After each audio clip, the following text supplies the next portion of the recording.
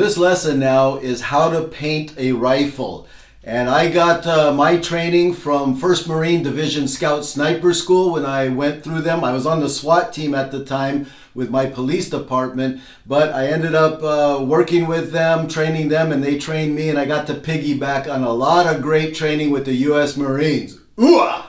So what I want to do now is teach you what they taught me, and that's how to paint a weapon. It's not just weapons though, it could be other pieces of equipment you find that you need in your FFP, your final firing position. So let me show you what I have on this table here.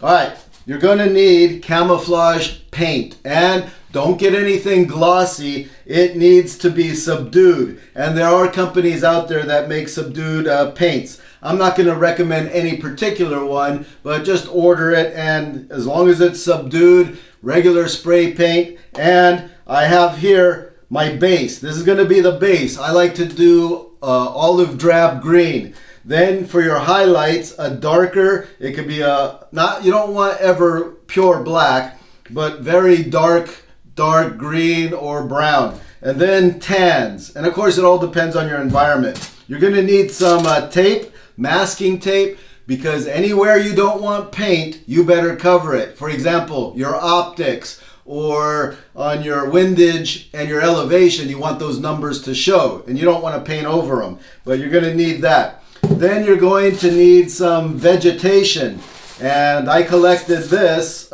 nearby. So let me explain that real quick, and then we'll get started.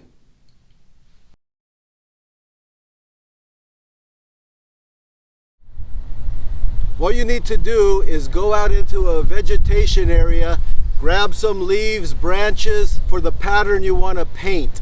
And obviously it's got to be an area where you think you're going to be fighting from, or your final firing position, your FFP. So I'm going to take some off of this bush here, some of the natural grass. I'm in Southern California right now, so this area is called chaparral. So I obviously want a chaparral type vegetation for my rifle. On the other hand, if I'm living in New England, I'm obviously going to grab some of those from the indigenous plants. And if it were a snow environment, if you're up in the mountains, obviously you're going to mix that with some white camouflage as well. Alright, another thing you might want to do, I'm on this dirt path, is collect just a few rocks. Not many, but it gives you an idea. Like this is too big, I'm not going to use that. But some pebbles, good sized rocks, especially if you're in a desert area, because you don't have much vegetation. So your pattern would be more like the sand or rocky terrain. Again, always think about the environment you're going to be operating in. And of course, if you have to change your color scheme, paint thinner and start all over.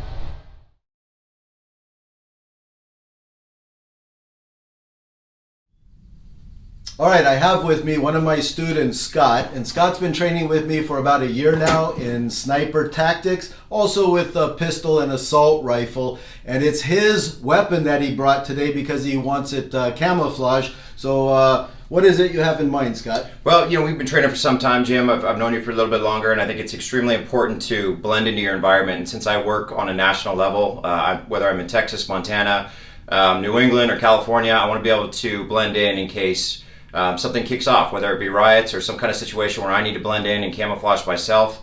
And not just my weapon, but also for packs, for my helmet, anything I may need to blend into an environment to keep myself safe. All right, so let me show you what we're going to be painting in this lesson. So we have here a 308 sniper rifle with the scope, and of course that's the main thing we want to accomplish today. But I also have gloves. This is going to be on the primary shooting hand, and that's so even the heartbeat in your thumb, you don't want that moving the weapon at all, because it will move it slightly. Okay, not a big deal from 50 yards, but if you're shooting at 100, 200, 300 yards, meters, it can make a big difference. Now, even though I'm not left-handed, I could always paint it up and give it to a buddy who is lefty, because I'm not going to use this. Then, things like this. if I'm in a final firing position and I need to put some sunblock on, or maybe my hand's starting to get sunburned, well, when I pull this out, I don't want bright orange that's seen from 100 meters away. So I'm going to even camouflage anything I take out.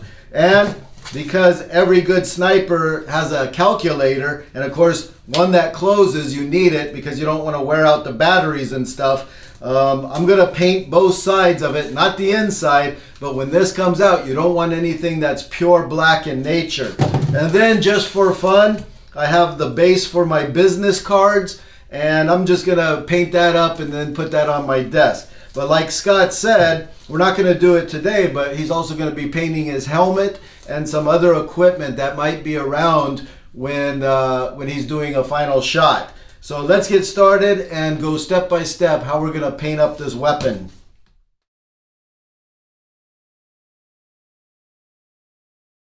Alright, so as Scott is tearing pieces of tape, he's looking at different parts of his rifle scope, numbers, and then he's going to use the scissors for more precision, and he's going to cut the tape to cover whatever it is, lines, numbers, things that he needs obviously not painted, and obviously the optics. So he's lining it up right now, preparing for this paint job.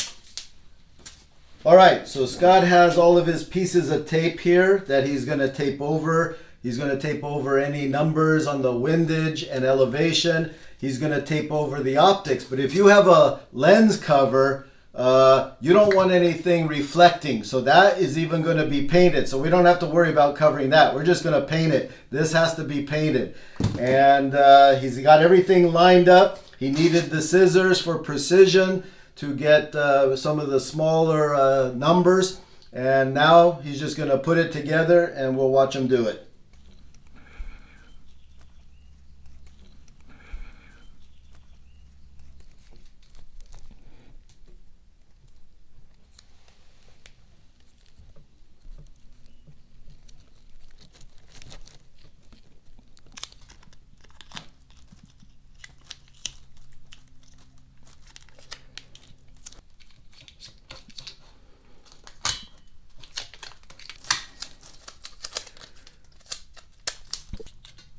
I'll trim that up in a second.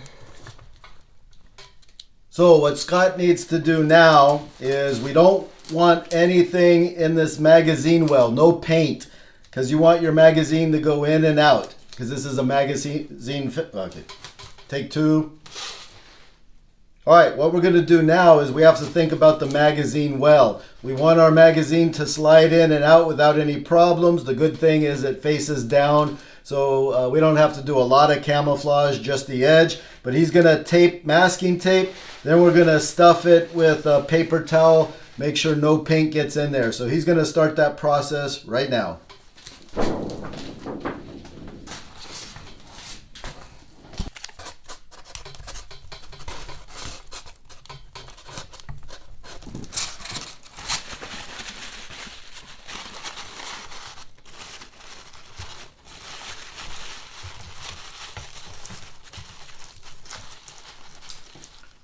All right, now obviously we don't want any paint, not even a little drop inside of the barrel. And of course that could affect the trajectory of the bullet. So I found a pen that has some rubber at the end. You can find whatever, maybe a straw, maybe wrap some paper towel around a nail or something. It depends on your muzzle size. And I stick it in there and it fits nice and snug. And of course, this is good because we're going to paint around this, and when it's all done, we're going to take that out. All right, Scott did a great job on the magazine well, and the dust cover obviously has to be closed. You don't want anything getting into the chamber. Now, we also have a free-floating barrel when it comes to a sniper rifle. Now, paint on it is not going to hurt it at all. I mean, you have to paint it. You don't want anything black. But the problem is with this outside casing, you have all these holes and stuff. Okay, we're going to paint over that. But keep in mind, if you want to change your color scheme, you don't want to keep adding layer upon layer So you would have to come in with paint thinner, with some swabs, and get it out of there. Now, if you wanted to, if you didn't want that hassle in the future, you could stuff this, because the outside is the most important, because this is going to be in shadows anyway. And if you wanted to take the time and stuff it, each one of these, yeah, it's going to take a little time, but it's up to you. But you decide how much cleaning you want to do in the future.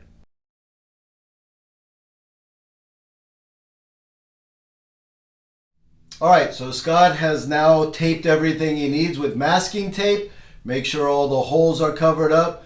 Now here we go with the actual painting. So as I said, in this case I want my base paint. I want to paint the entire rifle OD green. Then the highlights will be added after that. Now obviously you don't want to be too close. I'd rather you be too far than too close. You don't want runny streaks. You definitely don't want any paint getting in any of the mechanisms.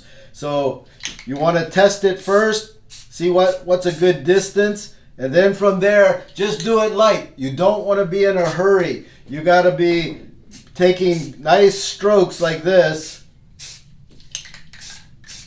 And as you can see, I'm tempted to get in close, but I don't want to do that. I'd rather just do as much as I can, and then come back to that later after it dries. Because again, you want a nice smooth finish. So it's quite a process, and I'm going to let my student do the rest.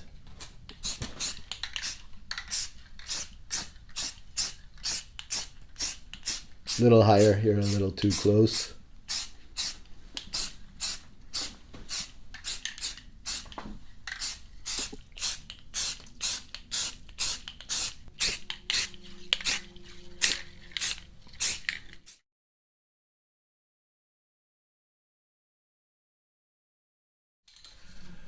All right, now the temptation for a lot of people is to just keep going, flip it over. But again, you want this thoroughly dried. You want this weapon dried so there's no scratches, marks, and take a little bit of time and then flip it over. Well, what do I do until then? Well, that's why I have extra equipment to paint. So I'm going to throw in some of my own stuff while Scott's waiting for his to dry. And here's what I got. So pan on down. And I have my calculator, I have my gloves, I have my card, I have my my sunblock, and I'll even do Scott's thing there. So the main thing is just start doing the same thing that he did, and don't get too thick. And yes, you can paint on cloth. In sniper school, we did it all the time. And here's my card, and you already see, look how much it covers my sunblock, and now I don't have to worry about reflection anymore.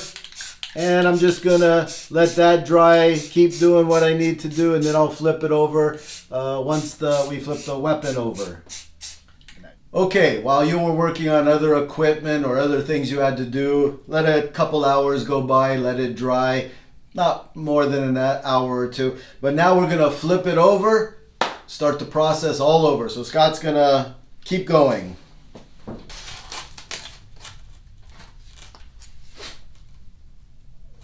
And let's get started.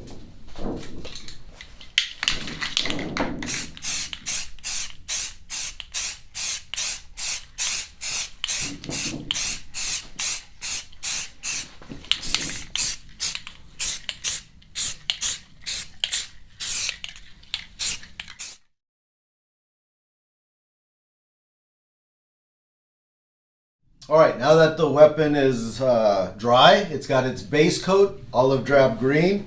What I'm going to do now is I'm going to take a lighter color, and this is a tan, and we're going to do what's called striping. So let's see how that works. All right, you don't want to go crazy. Again, you want to test it. It comes out a little watery at first. Let it, there you go. So you can see it's now finally tan. So you don't want to go crazy, but you just want to do one swipe across, and that's it. You may have to come again. So I'm gonna, and you don't want it like it's a zebra. You want it at angles. So here goes. Just like that. I don't even have to come back. Maybe slightly on that trigger. And that's it. You don't want to go too much. And then maybe one here. There. And then maybe a little bit on the scope. So don't go crazy. A little bit, few stripes, no more than that. I'm going to let Scott take over.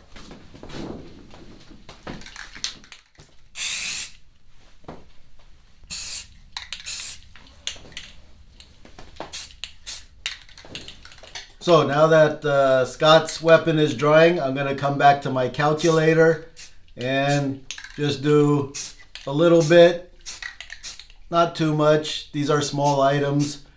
And maybe a little bit on my card thing. And don't forget also your gloves. This is going to be my shooting glove. And I don't have to do too much, but just break it up a little bit. And because this is cloth, I may have to get a little bit closer than I would metal. But that's it. So don't go crazy. Maybe a little corner. And that's it.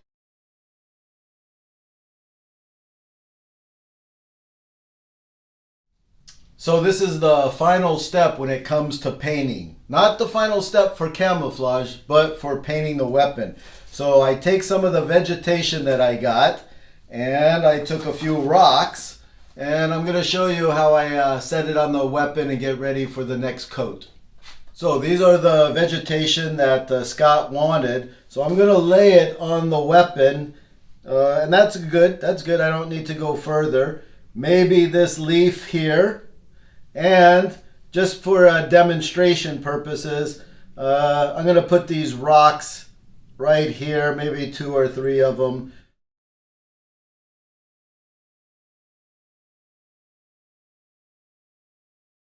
Now, what I do is we take our darkest color, and again, it comes out a little watery, so you gotta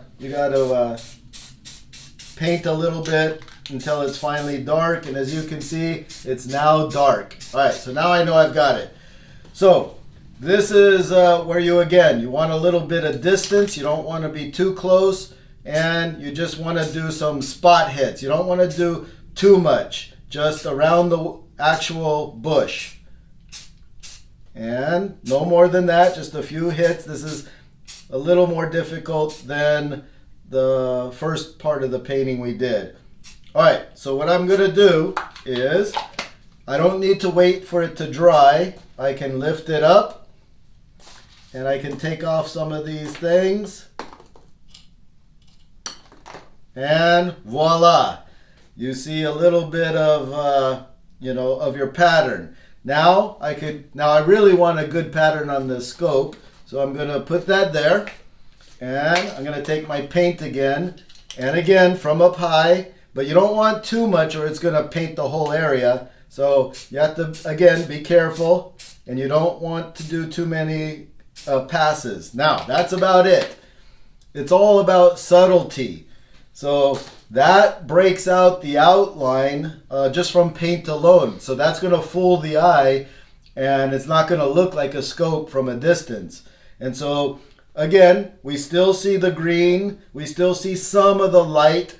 And now we'll do the rest. Well, Scott's going to do the rest on his rifle. And then I'll eventually hit up my other pieces of equipment.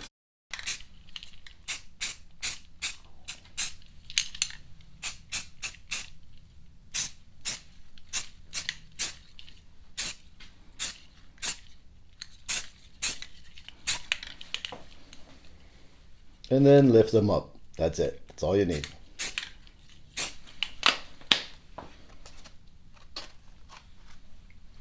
All right, so now that Scott's weapon is drying, he's already got the vegetation, then he'll flip it over. I'm going to do the extra equipment that I brought, so watch how I do it. So just like a weapon, you set your vegetation, rocks, whatever, and then and of course these could move on you, so you may only have one crack at it. So just a quick shot. There, you saw how some of the leaves blew. That's all you may end up getting, so don't get too frustrated. And maybe a little heavier on that because that's not going to blow away. that could blow away. And again, I'm not too happy with that, so you could always just, you could do it midstream and then just that. So don't do too much, because too much can end up ruining your whole pattern. So now I take these off. And again, this is just sunblock. I mean, I don't need to get too fancy. And take off some of the rocks. I mean, that's it. It's only that turned out pretty nice, as you can see. Nice pattern and just enough. Now I'll come back later and maybe put some there. But the whole point is you can do this to any of your equipment. And, okay, it's no longer pure black. That's exactly what I wanted.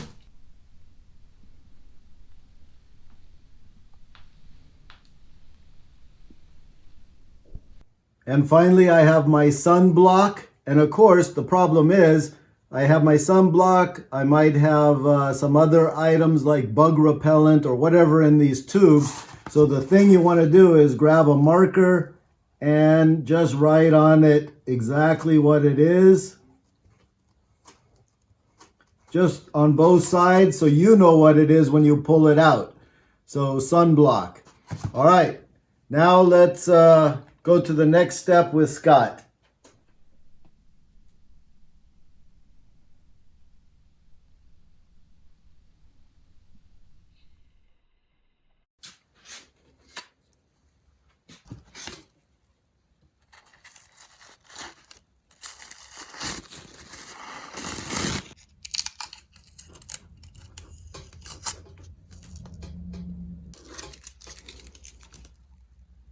So Scott painted both sides, vegetation and all. Now we're going to get it into the bipod position, see if we missed anything, see how it looks. All right, Scott, it's all yours. Set it up.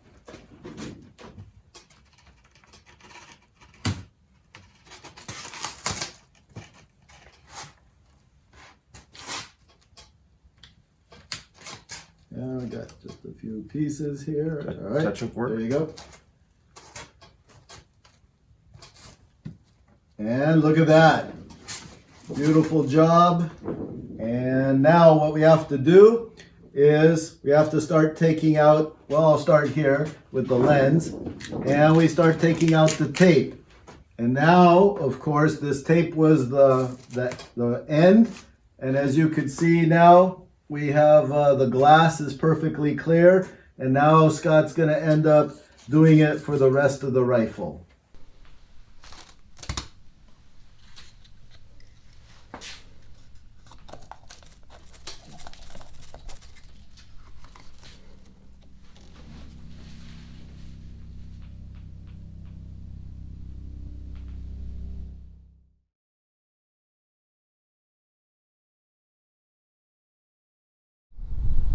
All right, here's Scott's rifle with some natural chaparral vegetation in Southern California. And that's just the rifle. Obviously, we can do some more things to it with a sniper veil, sniper wearing a ghillie suit, but that's for another lesson. But this is the basic color scheme. Not only does it work out here, but next to a house, next to some bushes, even in a urban environment. It's a lot better than the shine of the black weapon that we started with.